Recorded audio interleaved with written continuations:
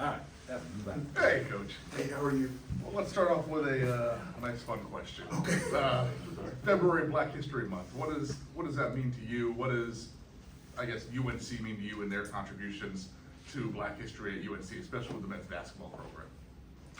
Well, I mean, it's, a celebration for the history of African Americans here. And, I'm proud to be African American, and, an awareness for our players and getting them to understand the people before us that have allowed us to experience the things that we're experiencing now.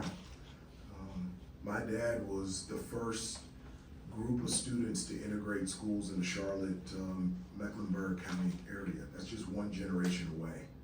And so letting our guys understand and know that, and the benefits of us being able to be at this university, whether it's a student or being a head coach, is something that has been fought for in the past, and is something to be thankful for.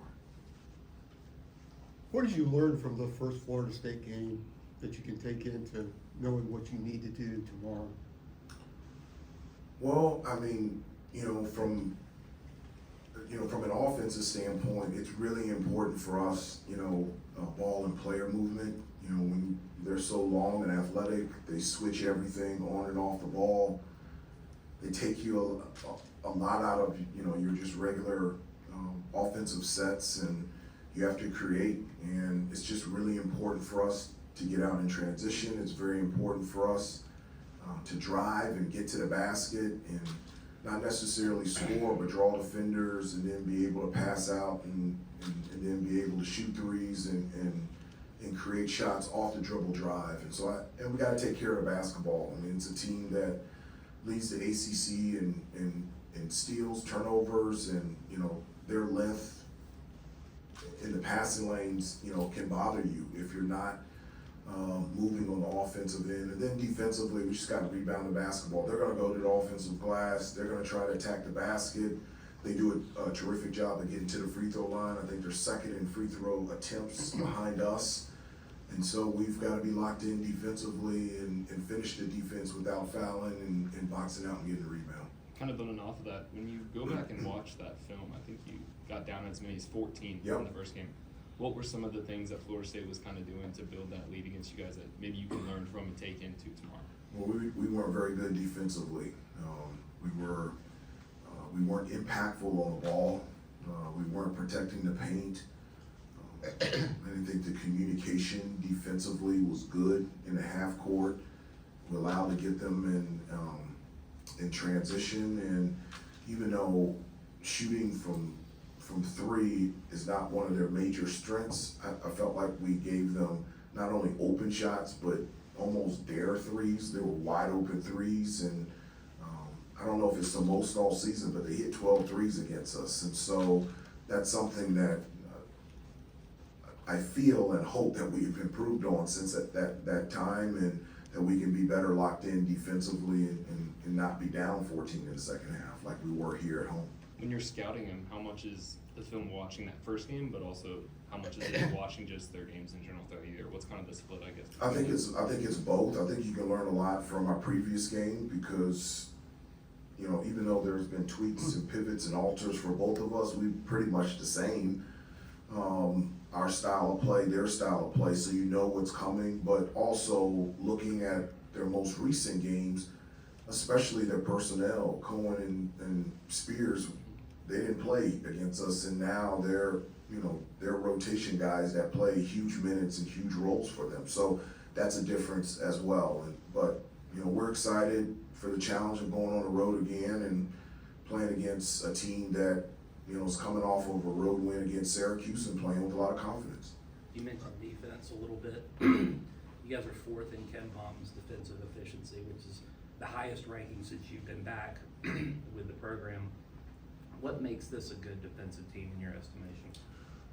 Well, one, I think the commitment to how important it is for our success. I talked to them at great length about there needs to be a commitment in terms of defense and rebounding to put ourselves in a position to be successful. And so it's really on the players, their commitment to how important it is to our success. Then, with our ability defensively, we've got a number of guys, we can play, we're versatile defensively. We can play a number of different positions that I think really helps us. And then our rebounding. You mentioned about our defense. Our rebounding has improved as well. I think it's 9 straight games that we've out-rebounded opponents. So we're limiting teams to 1 shot every possession. We're protecting the paint, but we're also doing 2 things. We're protecting the paint, but we're also contesting the 3 as well. And so Mondo just a couple days ago said, "Coach, this is the most fun that I've ever had playing defense. Like, I'm really liking this. I'm like getting energized to get stops." And I think that's a good thing. With communication, you hear a lot from coaches about guys have got to talk, whether it's screens or just the communication element has to be there. Do they do a better job of this group maybe than previously? Is it more about what you're talking about with commitment, that maybe even they over communicate more? How is that element of it and how that contributes? I don't know.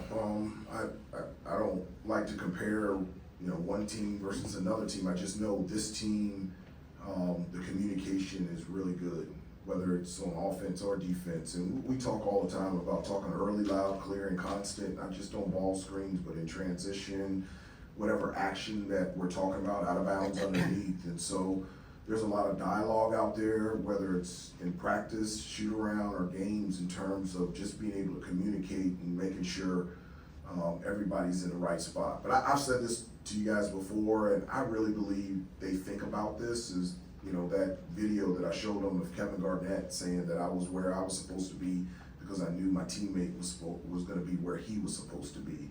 And that type of trust is building with us, and I think that allows us to continue to improve defensively. Hubert, on the offensive side, when you look at some of the slower scoring starts that you've had in ACC play, like Wake Forest, Pitt, is there like a common denominator among those stretches, or is it just not making shots at the end of the day? Well, I mean, whomever we play, I mean that's a part of the process as well. I mean, we've played a really tough schedule against outstanding teams that, defensively, we're trying to find a rhythm on the offensive end to get the shots that we want. And in league play, you're playing opponents that know you more. And so they know Armando, they know RJ, they know their strengths, their weaknesses, and they try to take those things away. And so the thing for us is, even knowing that, still being able to execute offensively. I think it's a good thing that we can at times struggle to score and make shots and still generate points and still be successful out there on the floor. One thing, we have a hard stop in 6 minutes for both Coach and Jalen Withers, who's coming in, and Jalen is coming in. So if you want to ask him something about Jalen Withers, 6 minutes, go. Coach, congratulations for a good start to the season. 3-0 against FSU. The possible hindrance of that record against FSU is Jameer Watkins. He had a career high 27 points against Syracuse last game, 17 points in the first game between you two. What is the best way to limit his scoring abilities, and what do you think about him overall? Well, he's his talent is real. Tremendous athleticism and size. He can play multiple positions. The thing for him is he's just really good at attacking the basket, and because of his athleticism, he's able to score when he gets there and gets to the paint. So that's a huge emphasis on us, is to keep him out of the paint, but also defend him without fouling. He'll attack the offensive glass, and against us, I think he hit 2 or 3 threes, and that's something that just continues to improve for him. And so he's one of the better players in this conference, and he has our full attention tomorrow at 2 p.m. Hubert, a 2-part question. Tomorrow also happens to be a matchup of 2 of the top teams in the ACC right now. I want to know how much have you harped on that to your guys, or if your guys even kind of pay any attention to that going into tomorrow's challenge. I don't know if they pay any attention to that, but I haven't mentioned it to them or talked to them about it at all. One of the things that I always tell them is keep your eyes straight ahead, ignore all sideshow distractions, and it's late January, and You know, the only thing that we need to focus on is our preparation, our practice, and our improvement. And we just happen to play Florida State tomorrow at 2. And so let's just keep our eyes straight ahead and just continue to grow, continue to get better and compete. And at the end of the day, you end up where you end up. The second part of that question is guys like Jalen and the rest of the guys that do come off the bench. What have you seen from them and their progression from the beginning of the year up until now? It seems like they're earning more minutes and they're making more contributions. Yeah, you know, I always tell the guys that everybody's going to get, you know, opportunities, plural. But I can't tell you when, where, how, and the manner in which you're going to get it. But your job and your responsibility is when your number is called, you have to be ready. And you're right, the guys coming off the bench, when their number is called, they're ready. And they're making impactful plays on both ends of the floor. And we have won games because of our bench and the guys coming off the bench. And it's a great benefit for us to have that much talent and that versatility, and that's something that we're going to have to use tomorrow against Florida State. Coach, this is going to be a little bit of a weird question, but I'm doing an interview and a story later on a kid who lives in Austin, Texas, who's raised nearly $700,000 for the NIL collective for UNC just by eating ramen noodles and donating that money that he's saving from eating out to the collective, and then people jumped on that train. So he's nearly raised $1 million, and he's dedicating each bowl of ramen to a player on your team to keep them here. What does that mean to you that this kid in Austin, Texas is doing this? That's the first I've ever heard that, and I'm not on X. And so that's the first that I've ever heard that. I don't even know how that works. Well, I don't even know how to react to that. Let's go to the next question. Yeah. My son eats ramen noodles, and Zayden likes it too. I know it can vary by the situation, but in general, when another team is making a big run, are you more inclined to let them work through it and wait for the TV timeout so you can save timeouts for later? No, if I feel like I need to call a timeout, I'll call a timeout. But I mean, if we're falling behind, I think everybody knows why we're falling behind. We're either not playing defense or we're missing shots or not executing. And so, but if I feel like it's in the best interest of our team to call timeout, I'll call timeout. The last 2 questions, Shelby and Dave. This is also, sorry, this is a X-related question, very unserious, but Harrison told us a little bit about your halftime speech at the Wake Forest game, and he said that there is a certain word that you use in place of a certain curse word,